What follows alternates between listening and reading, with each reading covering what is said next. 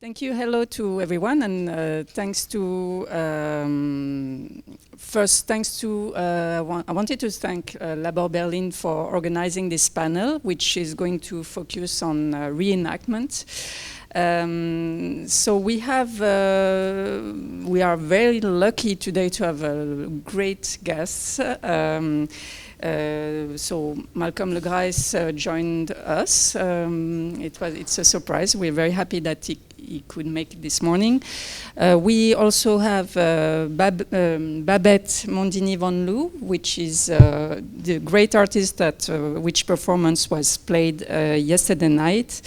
We have Simona Monizza from the Eye Film Museum, also that is representing the body of work of Babeth and the restoration of the work. Cinzia Nistico, who reenacted the day before yesterday on Thursday night horror film number 1, which will be the first topic we're going to talk about. And joining us from Australia, if I'm not mistaken, Louise Curham and Ihlein, who are the creators of teaching and learning cinema. And they are the ones who, as far as I understand, and then they will talk about the process of making a manual, but they're the ones who created a manual, a guide of how to reenact horror film number 1 and other films also. They can maybe talk about about this work. Myself, I'm Céline Ruivo. Just to say that I'm a person like Simona that is coming from the archives. For us in the world of the film archives, it's true that the question of reenactment is not very central. That's why I think it's great that the Spectral project is focusing on that today and all over the week. Since it's true that in the archives world in general, we are when we are restoring a film, we're not talking about reenactment, it's a restoration. So maybe today we can also ask the question, is the reenactment a form of restoration? Since the archives, the film archives, when they restore films, they are completely obsessed with an original form, how to recreate or restore an original form. And here, in that context of reenactment of live performances, we are in a double position where, yes, we want to restore a piece of work that was shown, its materiality, that includes projection, projectors, the rhythm of a projection, but also there is an intangible, non-material dimension of that. It's how this form that by essence was a form with a variation can be reenacted. So that's why I'm going first to leave the panel to Louise sorry for the names of Louise and Lucas, thank you, and to talk about this process of documenting a live performance like horror film number 1. Louise or Luca, do you want to? Which one of you would like to start to talk about this work with Malcolm Le Grice that you've done? Thank you. Can you hear us? Yes. Yes. Okay, great. Well, I'm Lucas Ihlein, and there's Louise Curham. We work together. Our artist group is called Teaching and Learning Cinema. And we are in Australia. I'm in the city of Wollongong, which is about 1 hour south of Sydney, and Louise is in Canberra, which is about 2.5 hours drive away from where I am. And yeah, we're very pleased to join you today to talk about our work. I'm an artist, and Louise is an artist and also an archivist, a professional archivist. So she may have some things to contribute on that side of the discussion as well. So I'll just, we have a few images to share with you, and I'll turn over to Louise to get us started while I bring up our images. Yeah. Okay, so hi everyone. You can also see the Grice family in the call with us. So we're really excited that Malcolm and Oliver are here to listen in on this dialogue. So what's going on? This is quite a special moment for you all because you're effectively being part of this process that we've been having over the last 3 years with Malcolm and Oliver. But that's a process that actually goes right back to 2013, in fact, to 2008, where Malcolm came to Sydney. And that was his second meeting with Lucas. He'd met Lucas back in 2003 when a very enthusiastic and extremely young Lucas travelled to London to explore this form that he had found and really gotten excited about, which was expanded cinema. And Lucas and I bonded over this particular quality of expanded cinema, which is its combination of live bodies and technology, the moving image. For me, the analog moving image. And we were both really curious about these works. And we both found that the documentation, the archives they'd left, was exciting, but we wanted more. So in fact, the archive was incredibly successful because it prompted us to want to actually go and find and see what these works were like in the flesh. So that has kind of led us on this really decades-long journey. The first project we really explored with these ideas of reenactment was Guy Sherwin's Man with Mirror, but we soon found our way to Horror Film 1. And as I said, Lucas had explored this work way back in the beginning. So in 2008, Malcolm and Lucas met in Sydney. And at that stage, the word Malcolm is thinking about hanging up his boots with Horror Film 1. In other words, finding someone else, training a stand-in. So you can see he was in print with this comment as well. So we fast forwarded to 2013, and we had the good fortune to actually go and visit Malcolm. So using some Australian government money, we took off to Devon, and there you get a kind of sense of our sociable approach. So for us, to really kind of make sense of these works, which is a quality that's sort of stayed with us, that we're investigating more now. It's more than just the mechanics of the work that we need to understand.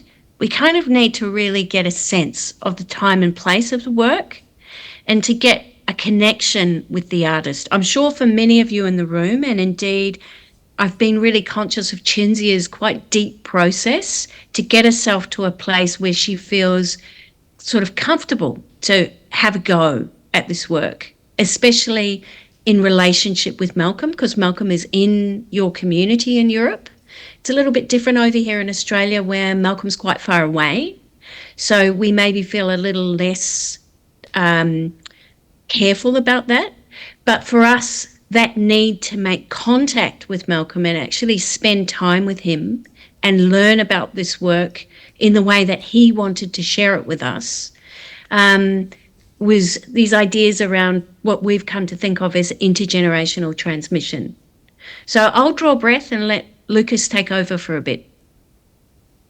Thanks, Louise. Yes, so you can see here one of our long boozy lunches that we had at the Grice's house in Devon. And these are all hats that Malcolm got for us because it was a miraculously sunny English summer. And we've brought our families with us. So there was the socialization we believe was special and important in us developing a relationship with Malcolm, to the point where we describe that our role in this process as having become the next generation custodians of the work. So Louise and I have taken on a sort of custodianship. So that's not to say we're the authors of the work, but we're taking on the custodianship, which means we have a certain kind of responsibility in carrying it forward into the next generation. So having spent time in the archives, having spent time with Malcolm, where Malcolm pretty much taught us how to perform the work, both technical stuff and choreographic stuff, we then took all of that information back to Australia, that knowledge back to Australia, and performed it ourselves. This is in 2014 in Canberra. And the first performance, you can see there, Louise on the right-hand side, performing horror film 1 for the first time. And performing the work ourselves means that we discover all sorts of things that Malcolm didn't tell us about. So we had to then check back with him, and he was like, oh, yes, indeed, that is part of the work. So there's the next stage in the process of reenactment. Step 1 is archives, step 2 is socializing and getting to know the artist, step 3 is putting it on ourselves. And then we began to think, well, how, if we were going to pass this on to others, what might we do that? So the next slide shows a meeting that we had, which I suppose was a kind of tipping point in our process of making a user's manual for this work. And I'll pass over to Louise to continue that story. Yeah, so we had evolved a kind of method, I guess, around this idea of doing this work of reenactment. And the other thing that's probably interesting, if a little bit complex for this group in the panel, is that our position's quite clearly outside the archive, and that gives us a lot of freedom. Because we are not aligned with an institution, we don't carry that kind of responsibility for the public, for public money, public resources, the reputation of the institution. We're able to work on the level of artist to artist. It's true, we are drawing on our strengths between us, Lucas and I. So Lucas's practice as an artist is very much involved with relationships, with what at one point was talked about as relational aesthetics and has come to be understood as socially engaged art. I'm not quite sure what words you use in your languages in Europe to describe that. So for me, my background was audiovisual preservation. And at the time we began these collaborations, I was working in a film archives. So we did bring that sense of questions around film and the archive, as well as relationships with us. So all of those kind of ingredients are in the pot. But we were both really kind of aware of the license or the kind of freedom to move that we had, both from being sort of inside but outside your scene because of our geographic location. So I'm quite involved in the experimental community in Australia in so much as it's a pretty disparate community, but we do connect with each other. Lucas and I were involved in that together. So he too has, we've worked together in that space. But we sit in this interesting kind of boundary riding place, I suppose. So that is part of the way in which we approached this relationship with Malcolm, and now with Oliver, Malcolm's son, who's gotten really involved in Malcolm's archive. And what we've been doing over the last 3 years is exactly what you see in front of you on that screenshot, is getting together on the internet, just like we're doing now. Except usually Malcolm and Oliver are a very jovial and fun part of this conversation. So we're sorry that they're kind of quiet today, but it's really interesting for them, I'm sure, to hear this story from us. So in this screenshot, we are, I've forgotten the exact order of this, around the time that Cinzia got in contact with Malcolm, and then Malcolm put Cinzia in contact with me, Jed Rapfogel from Anthology Film Archives contacted someone in our group, I think Malcolm, to say, I want to do something with horror film. So all the kind of forces aligned to get us to actually progress this work that we had on the shelf over quite a long period of time and get something together so that Cinzia and Jed could actually make a performance. It was really interesting because we explained that when we do the reenactment, part of what we do is work out some of the elements that Malcolm sort of knows too well or too intuitively to articulate. And through our conversation, some of those things become much clearer. One of those early points was about height and projector arrangement, position of your head in relation to the projection. And for Jed, it turned out that his projection space was just unworkable because he couldn't get a relationship between the screen and the performer because of the way Anthology Film Archives, the space physically works. So what this did was push us forward to document. The beautiful thing it drew out was Malcolm's drawing, which Cinzia, I'm sure, will share with you. So I'm quite conscious of time, that we don't want to be a time hog on this precious panel. So Anya, please jump in, or please. Okay. Louise, is it Lucas talking? Sorry. Yeah. Well, yeah, just to finish off our story, this is we didn't manage to get a performance happening in New York, but that meant that we started working on the user's manual, so that when Cinzia came along ready to do the performance, we had something to work with. So Cinzia is going to talk about the process of working with the manual so that it's possible for the performance to happen in Europe without Malcolm being there and without us being there. And I think that Cinzia's got some images of the manual to show as well, but this is part of what it looks like. It's pretty rough and ready. So yeah, that's kind of brings us up to the next star of the show, Cinzia. So I'll pass over there. Yeah, thanks.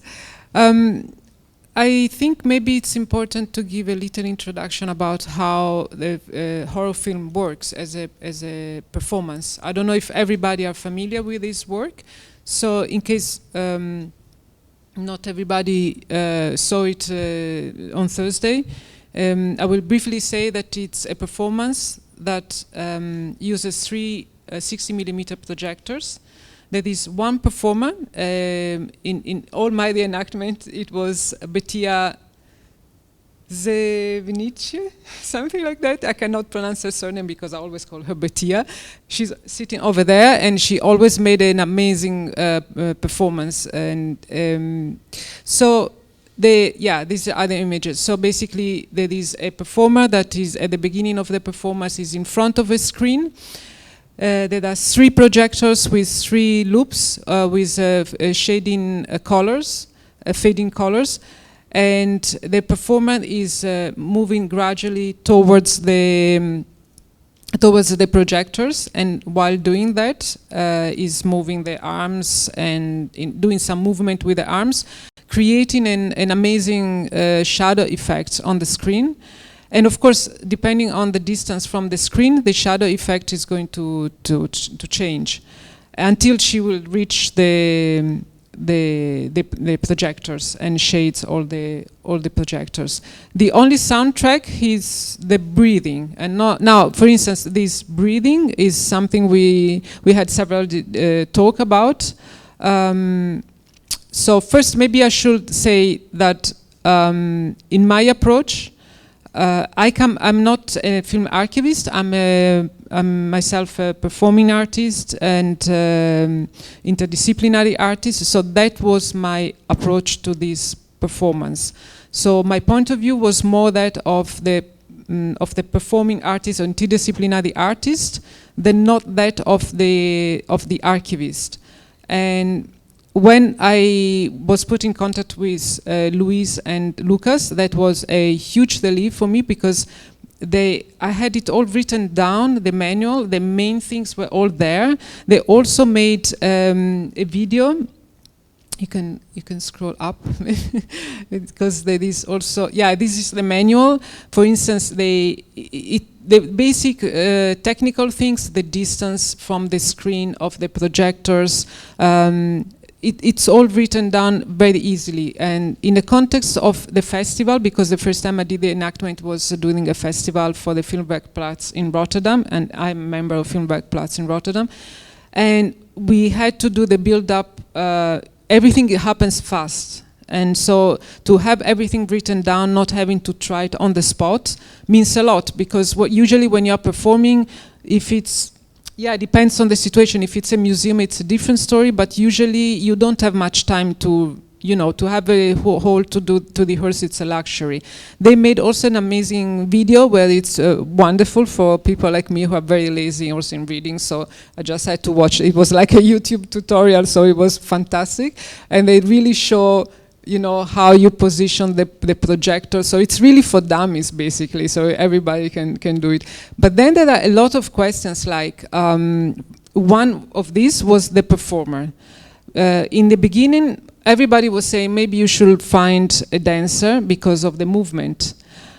Then I wasn't too sure, because I know it's complicated to work with dancers, so I was a bit like, I don't know. But then I met Bettia, and Bettia, she's familiar with film. She's herself a film artist, so that was perfect, because you are working with somebody who knows about film. She immediately, of course, got the point of horror film, which is not about her movement as much as about the effect she's creating on the screen.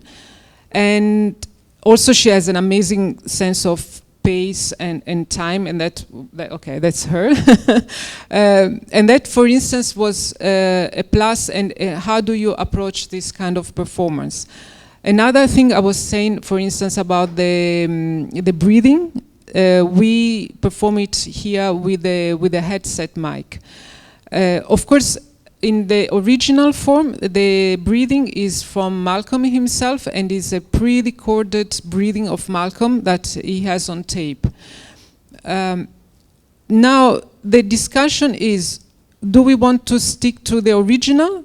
Then my point is, I mean, the recording of Malcolm is still available, so in theory we could use his recording.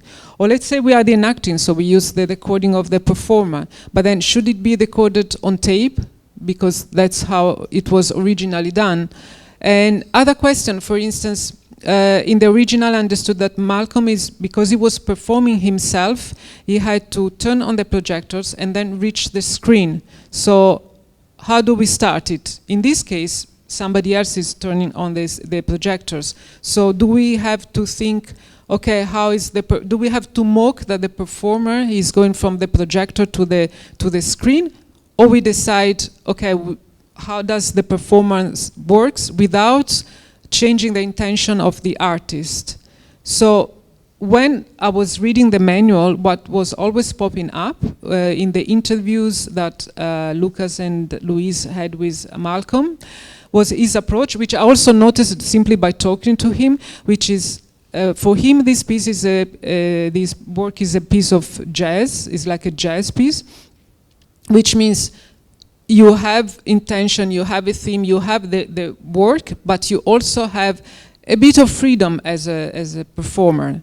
It's not that you have to be worried like how many steps in 5 minutes I'm supposed to make. Like there is not such a super strict score, and when you know that the artist has such approach, I don't know, I'm going over. No, okay, I was a bit worried, but yeah, okay, cool.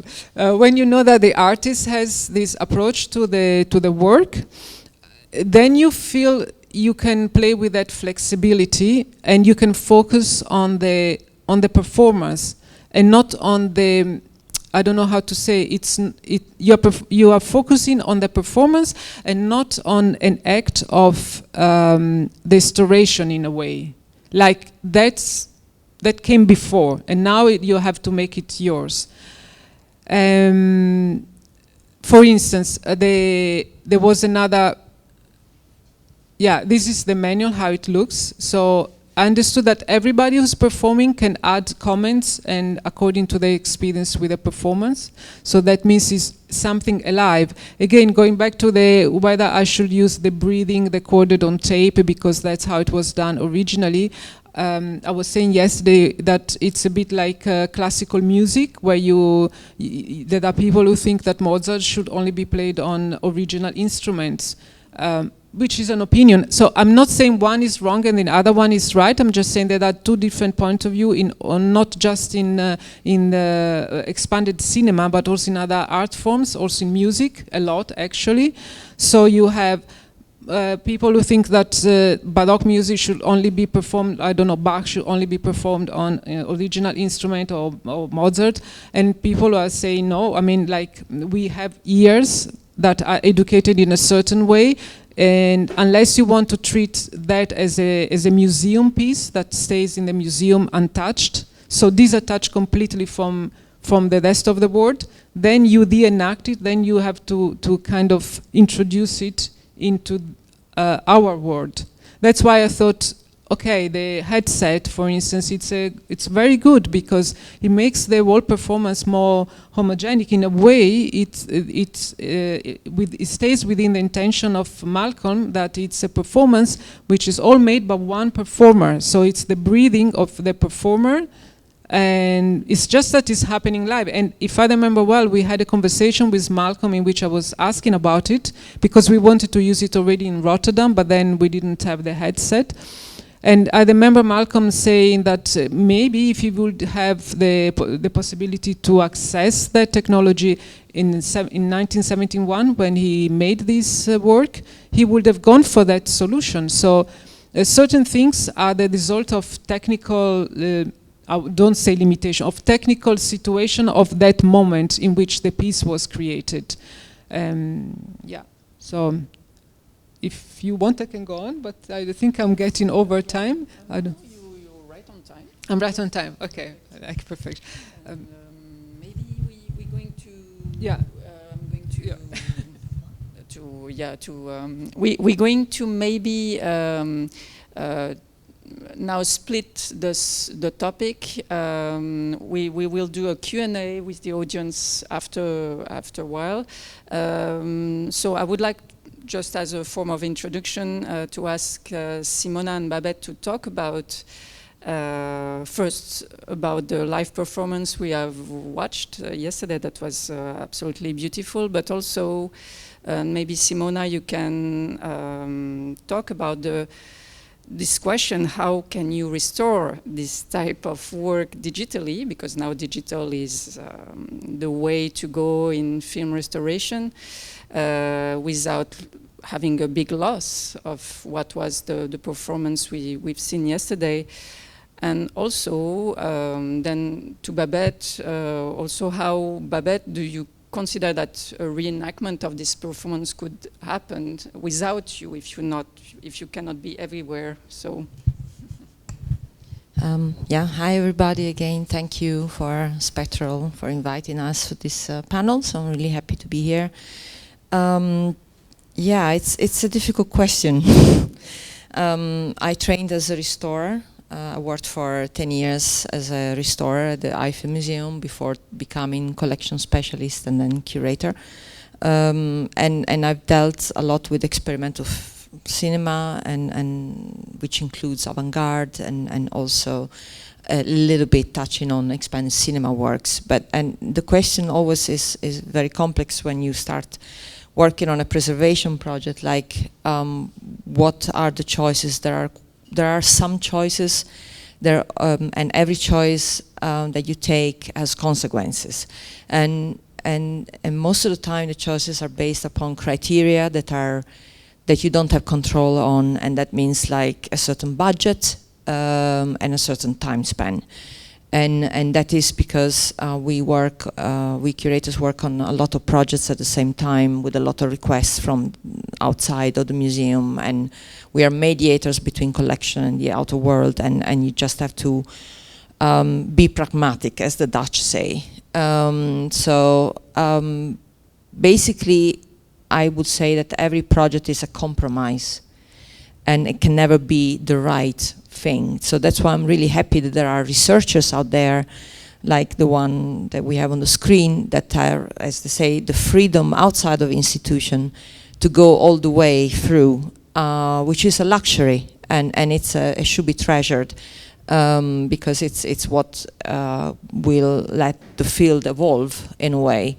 Within the institution, we just have limited time to do this type of in-depth research. But we have the expertise because we have trained people in restoration and digitization and in collection management and all these things that are necessary then to keep the work also. So in case of Babeth, let's start with saying that when I was working on the films of Babeth, what became clear is that in most of her films we don't have original material, and by original material, let's say mostly like the format you shoot your film on in the camera, so it could be a camera negative or a reversal positive. We just didn't have that material because Babeth has had a nomadic life and things just got lost in America. And so we were starting from a poorer quality already, a projection copy. And the thing is that what you saw yesterday, for those, can you raise your hand who saw the performance yesterday? Okay. What you saw yesterday is quite unique because that's actually one of the two only existing set of copies of that film. So it's an act of love and trust that we enabled this projection of 16 because there's only 2 copies of that left that would allow the double screen projection. And one of those 2 copies we used for the restoration job. And for the, in her case, because Babeth had 2 sets of 260mm copies that would allow this double screen, I didn't feel the need for, let's say, making a 3rd copy. I think for the 16mm original performance, we had 2 sets of films, so I felt like, okay, we should, I've had a feeling that we should concentrate on making a digital version that would allow this work to be screened outside of areas where the expertise on 16mm projection is required. Because as an archive, we have very strict requirements, as colleagues from Lauer Berlin probably found out. So when you lend out prints from the archive, you have to fill forms, you have to be insured, you have to get an approval from the closest archive, because it's archival material, and that's the difference between, like, once the film enters the archive, it's an archival material, it's a heritage. We have the mission from the government, we get subsidy to take care of that heritage.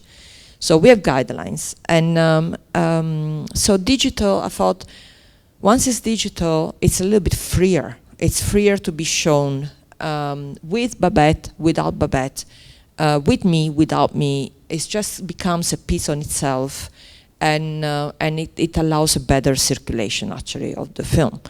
But it changes the film. I will admit myself, it just changes. And in her case, it's become even more of a bigger change because of the material challenges that we encountered. First of all, the part that you saw yesterday, Babeth performed in front of the screen, is because originally it was intended the left screen will start immediately, the right screen will start a couple of minutes later, because in that way Babeth was free to do a little performance in front of the right screen. But when we started the digitization process, and basically you make a widescreen as you say, frame, where the 2 screens are squeezed in one next to each other. So it becomes a widescreen format. And then Babeth suggested, wait a second, originally the film, the right screen starts with black, but actually, now that I'm not going to perform in front of the digital version, we should fill that screen with images. And I was, as a restorer, I was like, what? what are we talking about? Because I'm trained as, no, we should stick to the as found. That is how it should be made. But I totally saw the point of Babeth, and then I realized, okay, but we are making a new version, so let's start calling things differently. This is not just a restoration; it's making a new version. It's a digital version, and then you feel freer again to do other things. And basically we are talking about interventions. So we took footage from the middle of the film, because Babeth used a lot of found footage, using the element of chance to make her film, to compose her film. So we took some footage from the middle of the film and we looped it. So we had the technician at the lab looping it to fill the gap, basically, of the black screen. So that's the first big intervention that we did.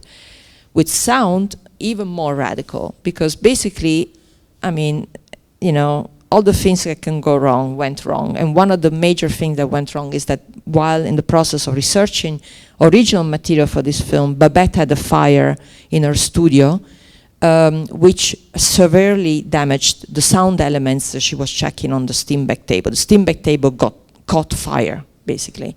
So the magnetic sound elements got melted. A layer of the magnetic sound element melted on the plate of the table. This is how she brought the material to us. And I was like, okay. Breathe in, breathe out. And then bit by bit with I remember I used a scalpel. I started unwinding the sound element, cutting the layer of burnt thing, which was very tricky. I felt like, what am I doing? And this is not what I should be doing. But I basically thought, if we can manage to unwind these sound elements, there is a chance that the lab technician might capture something. And she had found not a final mix on magnetic tape, but the music and soundtrack. So the dialogue and the music, 2 tracks which were edited to form the final mix, but the final mix was missing. Bit by bit, by using the scalpel and unwinding very gently, I managed to unwind the 2 elements and I sent it all to the lab. And I think the lab technician, sound technician, tried to capture 10 times just in the head of the sound machine, the magnetic sound machine, because the film had vinegar syndrome, so it was warped and deformed in top of everything. And so, but it managed to capture something. And I had asked the sound technician to recompose the soundtrack using the projection copy that you saw yesterday as a reference. So we had the optical soundtrack as a reference of the copy. But Babeth was not happy about the result. And I agree in a way, like she said, this is missing something. This is missing the essence of what the soundtrack was. And she can talk about the soundtrack herself, how she made it. So we took a very controversial decision for a restorer to go to a sound designer, giving all the elements that we made, all the digitization of all the steps, and the sound designer, together with Babeth, recomposed the soundtrack, using, of course, also the reference of the copy. But so it's the result is a different product. It's improved in a way, compared to the film you saw yesterday, but yeah. So it's a lot. Like for me, it was really the first time that there was so much intervention going on as a restorer. But again, I documented. We have restoration curatorial database that we use. Which is an extra database than the normal database, and there we have to document all the steps that we take when we do restorations, and I've done that, so it's all there. And then, of course, from the laboratory we have all the original files, so the scans of the image, the scans of the sound, everything is loose, in good definition. And we have, of course, all related to the version that we made. So in a way we keep everything, but we have done it something else. So maybe I stop here, because otherwise I don't know if I have time, or I can show clip or whatever. I don't know, maybe we should see the clip. Okay, is it possible to screen the first clip, because then I think it's better to explain what I'm talking about.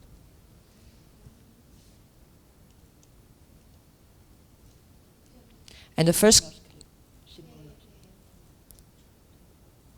clip can be silent, so I can talk.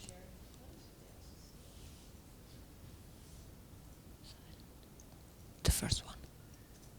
So here in the first clip, you see what we're talking, like this is how the film starts. And yesterday, while he was talking on the left, Babeth was performing on the right. And now we see, let's say, this is what we did. We filled the right screen with basically parts of the image. So this is how the restoration looks like, two screens next to each other, and of course you see the stabilization is different from yesterday. You don't see the round corners of the 16mm anymore. It's much more stable, clear, clean.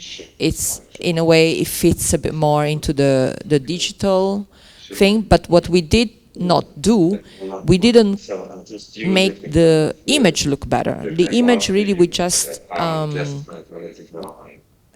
kept it like that, and we didn't clean scratches or any damage, or as you see, like anything instability of the camera. It's all original, so that we felt like we keep it as it is. It's just a scan. And the copy had Dutch subtitles, and we kept that. And now we have an international version where we have made black bars covering the Dutch subtitle, where we put the English titles as well. So we're going to have two versions, Dutch and international. If you can show the second clip, and then that will have sound. Something that they asked me to. No.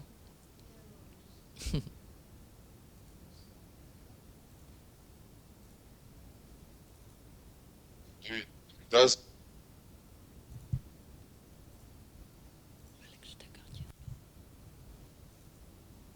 one see from the whole reality that surrounds us? You see only what you want to see.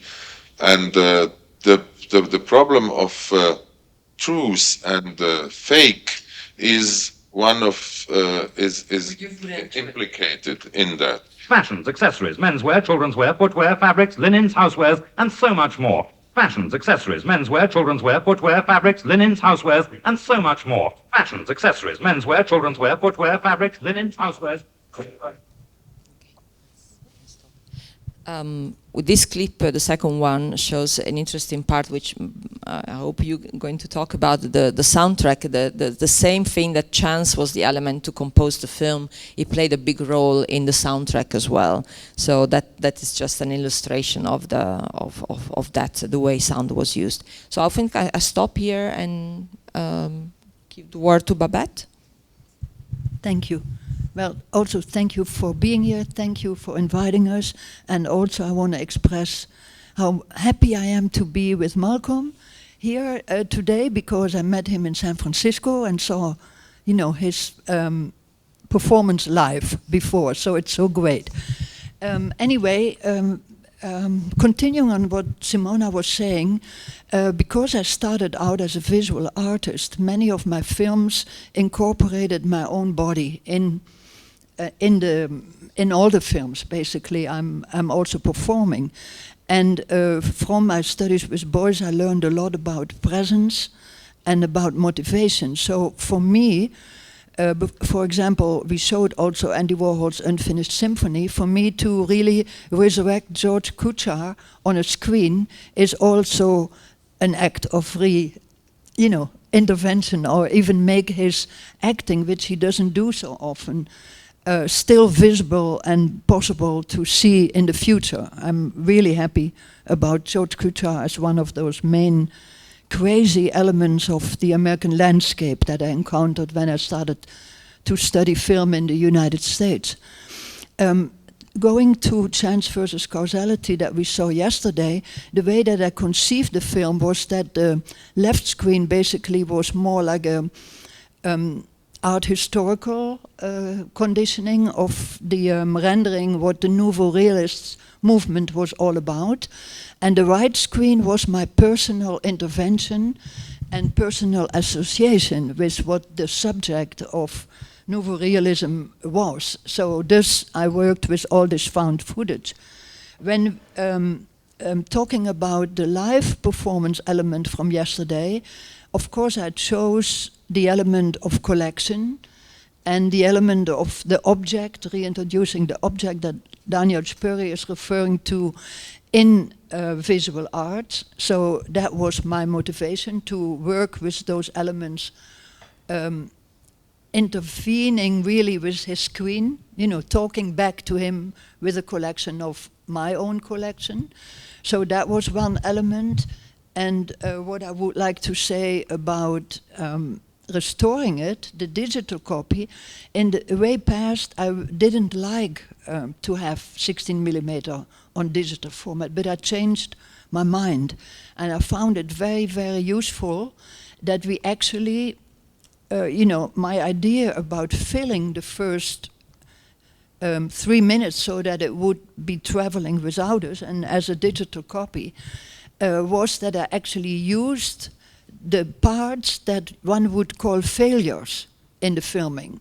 So, you know, I focused on the camera movement in the Bolex, because at that time, if you see part 1 with Daniel Spurrier in San Francisco, I was still living by this own rule that I shouldn't edit.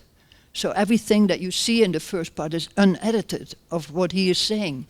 And so my intervention is actually that everything that one shouldn't do in cinema, like make it unfocused and make it jittering, and what I would call, you know, the mistakes that actually became making the film to a form and a visual image. So that's actually what we focused on, filling that first part of the screen. What I also would be very much something that I would like to address in this panel is that way back I used different forms of performing with cinema. And if you allow me, I'd like to show some photographs of those different approaches, because what it illustrates is the, I would call these ones formal, you know, a live formal element, which you will see on the first 3 photographic images that you can show very fast. It's just interfering with my body at what I would call like a gender play with the shadow, like is my shadow actually female? Can I reenact as a man with the shadow on a screen? That was these performances. And then we moved to maybe number 4 photograph, this one, which was a film I made with the Sex Pistols and the Berlin Wall. And in way back, it's a 16mm film, but I would reenact in front of it. Every time that you would see the Berlin Wall, I would walk like a prisoner with my hands lifted along of the screen. And every time the pistols appeared on the screen, I would disappear again, and then I would start walking. Because one element of this film is actually to illustrate, or for me to comment on the how incredibly great the punk movement was as an artistic expression, and you know, very, very alive, and still alive according to me. But you know, this is what I wanted to highlight, how grateful in this case John Lydon's text was about the Berlin Wall. So this, you know, symbolized that film. Then the last part was really a time, because of my voice study as a performer, in this time was the time of the Red Army Fraction. And if you go through this series, it's 5 photographs, you will see that I was performing in front of a heater that would burn my face. In other words, I was, it's called Das Schweigen, and then with a subtitle, Von Irmgard Möller is unterbewertet, which meant that I was referring to the fact that she was the only survivor of the murders of the RAF people. But for me, it was actually not a glorification at all of RAF, but it was a critique of the media. You know, I was critiquing the media, how it was portrayed in the media, and what it actually meant to me. You know, to find out what the truth was. And because she was not speaking at all, when she was the only one found alive in the jail, it never came out. So for me, this was really an element of critiquing the media, analyzing the media, but also I was still convinced that as a performer I had to endure pain myself in order to identify with the methods that prisoners were treated like. I wouldn't do that today anymore. But at that time, that was just the way I was. And, you know, I wouldn't burn myself anymore today like that in order to convey a message.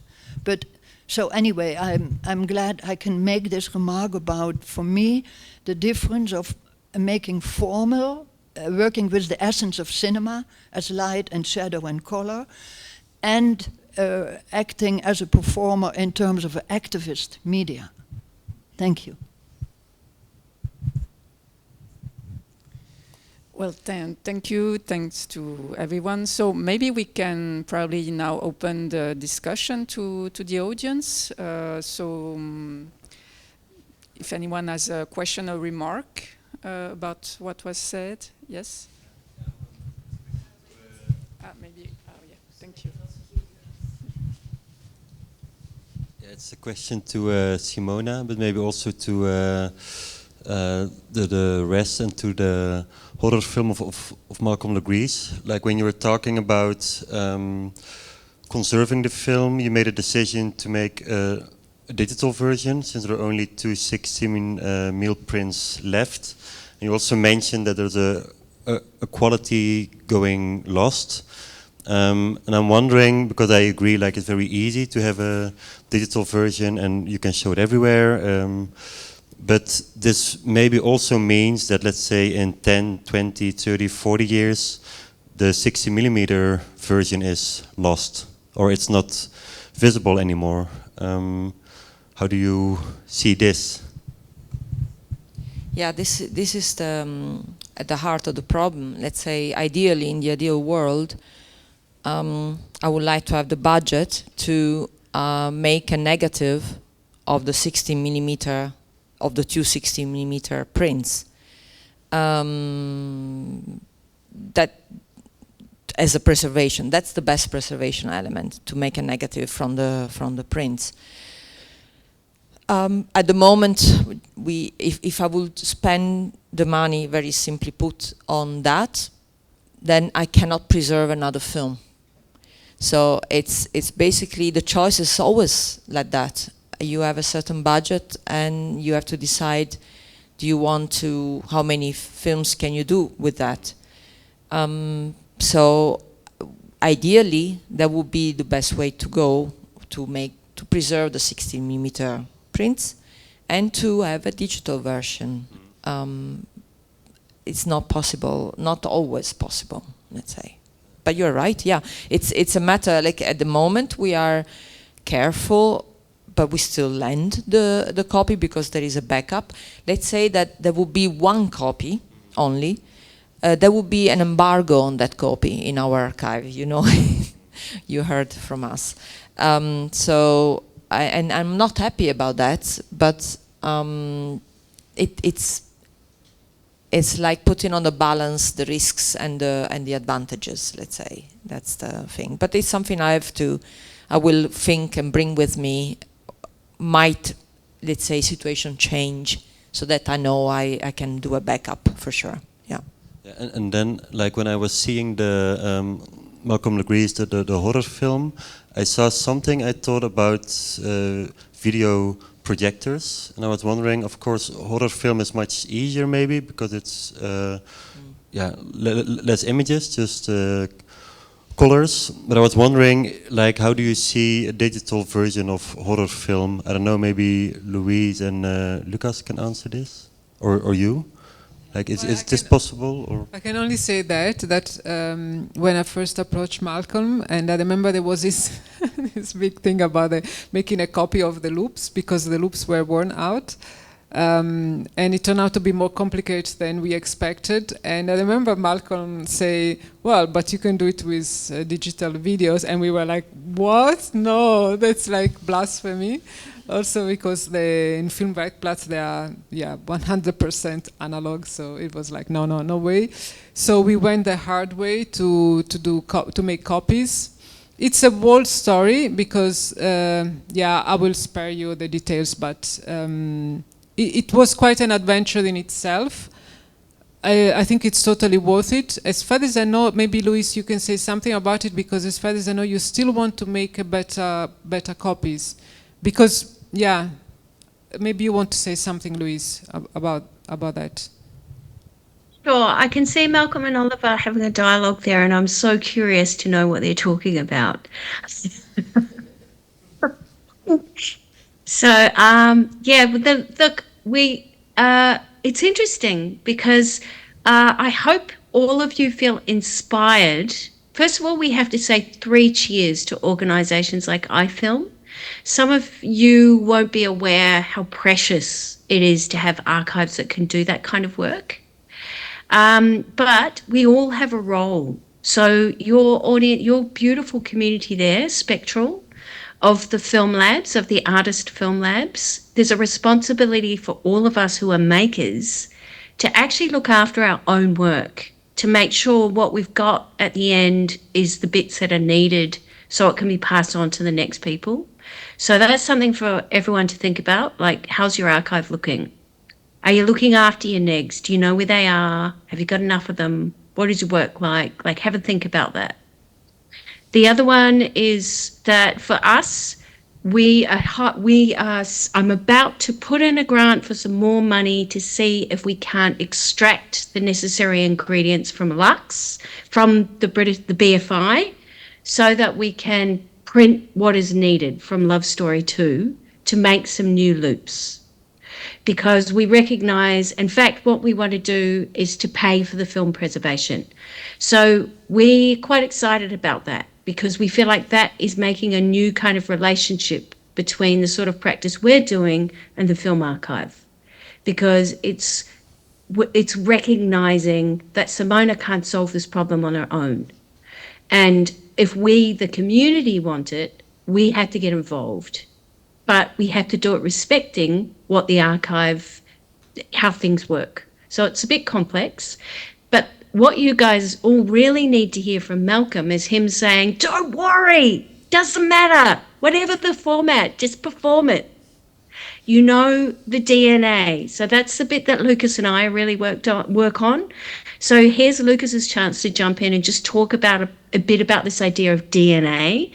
So that's what's so important about expanded cinema. Because it's an experience, the film components will get you only so far. What's really crucial is to have an understanding of what actually matters about the work. And obviously, the film historian puts lots of effort and time into that and has that understanding. It's different for the performing community to have that, so you know this is precious and worthwhile, and you'll do the kind of work that Cinzia and our community here in Australia have done to get to know Horror Film 1 and be able to perform it. So Lucas might just need to say a couple of words about DNA before someone else jumps in. Thanks, Louise. Just acknowledging that Malcolm is, has always been really positive about the idea of transferring to new formats and digitisation and working in digital media, and I think is sometimes amused at the next generation's fetishisation of the celluloid components of the medium. So that's just one thing. But the other thing, I guess, is just about, like, if the work has a certain DNA, the experience of the work for us is the most important thing. We try to understand what that essential experience is like. And then if we go with this metaphor of DNA passing from one generation to the next, if the work is going to survive into the future, it needs to undergo mutation, just like DNA would, in order to adapt to future environments.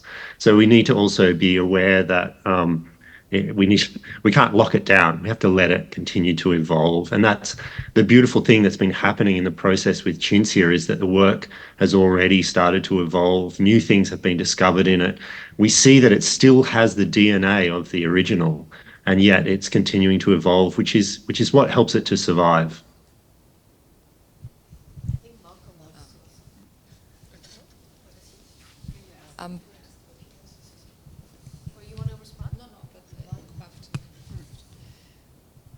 Malcolm, would you like to add a word on what was said on the digitization of your work? Or? I think he has to do it himself. Right, there we go. Okay. Say it again. Oh, me? Yeah, you're on. All right, yes. Well, as I understand the question, it was about whether other technologies can be used other than 16mm film loops or whatever. From my position, first of all, I've explored well ahead of many other people working in film and video, different technologies. I learned to program computers back in the 1960s, and ever since that, I've never really concerned myself with staying with authenticity. I think authenticity is something that is required by galleries in many respects as an economic question, that people are not prepared to pay for something which is some kind of reproduction or something that works with a different technology to its original thing. And I think that's really just a consumerist question. It's not totally that. For me, the real issue is the experience for the spectator. And I've always said that if you cannot tell the difference between the original and the reproduction, there is no difference. I have a real recollection of sitting in an office with one of the heads of 20th Century Fox when I was brought in to advise them on computer information for putting on the screen. And he had behind him this wonderful Monet painting, wonderful, really enormous. And I sat there whilst we were talking and looking at this, and I was really enjoying the Monet. And so what after I'd said, look, where did you get that beautiful Monet? Is it yours? And he said, well, no, it actually belongs to 20th Century Fox. But it was when they have making a film in an interior and they need pictures, they get somebody to make a beautiful copy. So I said, but I couldn't tell that this isn't a Monet. Of course, if they did technical questions with what the chemicals of the pigments are and so on, they could tell it was not an original Monet. But if the experience is the same, I don't think there's any difference between a very good copy of a Monet and an original Monet. I'd be very happy to have either of them in my house. And so it's a very old-fashioned argument that goes right back to the 1890s when there was a publication about prints and whether prints were acceptable as an artwork that was following and I've always felt that argument now is so old-fashioned. We don't need it. It doesn't, if the experience of the work is equivalent and or the same, that's really what matters to me. And so I would argue continually against this a sort of fetishism about originals. And if it's a performance work, it's always an original. If it's a performance, the performer is making it an original. And nobody concerns themselves in jazz if the jazz saxophonist is playing a piece of music that other saxophonists have played. It becomes that person's work. And improvisation always means that it's an original work. Because the performer then becomes part of the content of the work, and they can manipulate it. The work can go into the future and with other performers, and so I think this is a non-issue really. The question of if it could be done with, I don't know what you did. Did you do it with video and the video projection, or did you? Oh, you did We it. haven't tried that yet. We've got that on the list to try. Yeah. But I think so. I think if you, Cinzia will be recognising, for those of you, if you get a chance to take a look at the actual document, the manual, you'll see that a lot of Malcolm's, these ideas that Malcolm's expressed are in there about this ability for the work to transform and change. I suppose from the point of view of Lucas and I, one of the things that we feel our contribution is someone needs to have the go of doing this as straight as possible, as actually making a performance that is close to our understanding of Malcolm's understanding of the performance. And we feel that as being what we are trying to do. And then in our note-taking process and our ability to sort of report back on that, we hope that what that does is then let Cinzia feel like she doesn't need to be slavish about it, because that work's already taken place. She can just perform it. She can take on that spirit that you hear Malcolm describe. The other thing I think we contribute that's really important is to document Malcolm enthusiastically inviting you all to have a go at this. So from our experience with other people trying to use these tools, their first question is this okay with the artist?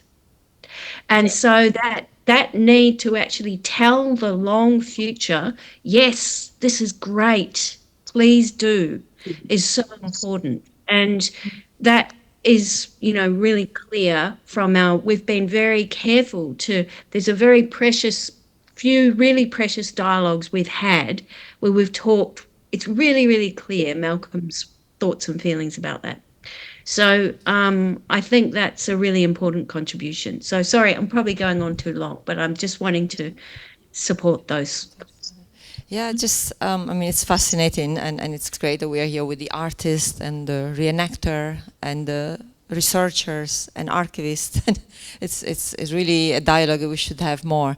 I would argue the two workflows can just coexist.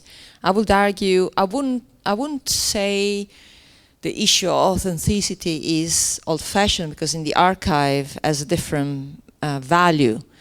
And I would say the two things just would coexist, is the vision of the artist, and in the art world, performing is just, or every time you perform is a new performance. And I would totally accept that. What you are left in the archive, thinking of a long-term future, are let's say, the elements that were first created and used in a performance or in a piece of art, that is considered an important object, because in the past, when there was not such awareness about the importance of these objects were discarded. And the history of cinema is 80% loss of originals that make preservation and restorations and representations of this work a compromise. So when you are when you realize that the elements are important, then as an archive you have to take care of those elements, and also because there is a sort of importance in showing how originally this piece, now let's say Malcolm, was shown and produced, because the film loops are part of an ecosystem of technological thing that were happening in a certain time. And so you can read a lot of layers by having a film loop in your hands. Our colors produced, the labs working at that time, what film stocks were used and why, what kind of lamps were used in the projectors, and what kind of light were the people seeing. It's much more complex. So it's not just a fetishism, it's more like these elements can be read, have information that can teach you a lot of stuff about what was happening in a moment of history, art history. And so for us, this is what is important. And because nowadays, and that's the other thing, that's why it's great there are projects like this, a lot of new generation don't have a clue about that technological ecosystem. So when they see something, they think, oh, what computer program did you use? And that is where it is important. That's why it is important, I find, to have a coexistence about the analog technology and the digital technology, because I'm pretty sure that in Malcolm's head to compose that film, Loops and so, his head was tuning in all the things that he had at hands, the possibility, but he was exploring and expanding the possibilities that he had at that time. So that exploration said something about, you know, creation, basically. So by discarding these elements, you discard the whole process of creativity that happened in his head. And so that, in that sense, I understand. I mean, you know, the art is always about making and going on and thinking about the future and the next thing. But historically, and art historically, is very important for us to have access to the original elements, to preserve the original elements as they are, and then to create maybe a presentation format. That's, you know, but to me, it can coexist and it should coexist. Well, I have a question myself, to Babeth mostly, but since in the way that the work on the teaching and learning cinema wanted to document the reenactment is for me quite interesting and important, since we want to preserve how the performance was happening, and but also this preservation allows, because it's written in the manual, allows us some sort of regeneration by the new performer. You were talking about breathing. I think it's a very important thing to consider, that you are regenerating the performance, even it's not anymore the body of the original artist. So Babeth, do you think that for your own body of work, would you like to go to that kind of process? Did you document it on video or on paper, your own performances? Thank you for that question. In the past, I didn't, because I was kind of a fluxus person. Like, I thought, well, this is now, and there is no use, and I believed in the realness of the time. But my cliché answer would be, I'm very grateful that there is a voice given to older women in presence. So as long as I'm around, I like to do it. You know, that's my cliché answer. You know, on the other hand, also, since that film that I performed with yesterday is about chance and what happens in time, I have a very interesting aspect of it, I think, because the objects that I was using was made by a dear friend who is called Meredith Monk. And she is a wonderful artist herself, and I made a long film about her life. And this was 2008, and she was at that time starting for the first time notating her body works and her dance interpretations and making, she refused to have manuals for a long time, but then, you know, her whole company, since her work is like from small installations to operas with 80 people and something, and she believes very much in what you would call probably the DNA of the presence of herself, but also in the body. Like, what is the remembrance and in the body, the work? How do the performers remember what the body work was? So her notations were very interesting, you know, because they're not like you go stand. It's complicated if you work with 80 performers, or so. It's ever since she's been working with her. She has a staff of 3 women that work with her continually, And they are really working on making these notations, because it involves dance, it involves cinema, projections, and her own body. So, you know, my short answer, yes, I like to do it myself as long as I can, because of the presence, and because I also believe that, you know, older women and the history are not seen enough. And but of course, anybody else could do it on the principle of talking back to the other screen in the way of chance. And maybe my last thing, because before you asked about the music, and I forgot to answer, that the music, of course, I was very happy that Cabaret Voltaire was interested in make this soundtrack, but they also performed it in sort of the chance. It was the only rule that I gave them. So they made one soundtrack with their eyes closed, and you know, and then they made another soundtrack that they sent me. So I did the original, and of course now I feel that the film is too dense of dialogue, and there should be more room for their soundtrack. But you know, tant pis. That was at the time. But the experience of the cinema and the film, by their music, the interpretation of what that time was like, I think is really important as a soundtrack. One last question, or we finish? Do we have time for? Is there anybody who wants to ask one last question? We just have 3 minutes left, or shall we wrap it up? Okay, well, no more questions. So, and you can see Babeth and Simona and Cinzia after a while. Maybe not our friends from, oh, they are being disconnected, from Australia and UK.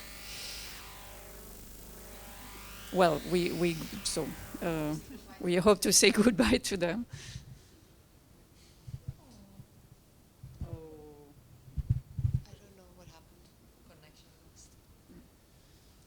So thank you to everyone. Do you want to say something? No, just a pity they're not there anymore, but we should try to find a way to keep in touch between archives and this artists and reenactment scholars. We should have connections, yes. I think we should do even an article about that, but then we will talk about it. Well, thank you very much. Thanks to all of you, and that was really super interesting. I've learned so many things, and thanks to Anya and Juan for the whole organization. Thank you very much, and Labor Berlin. And thanks.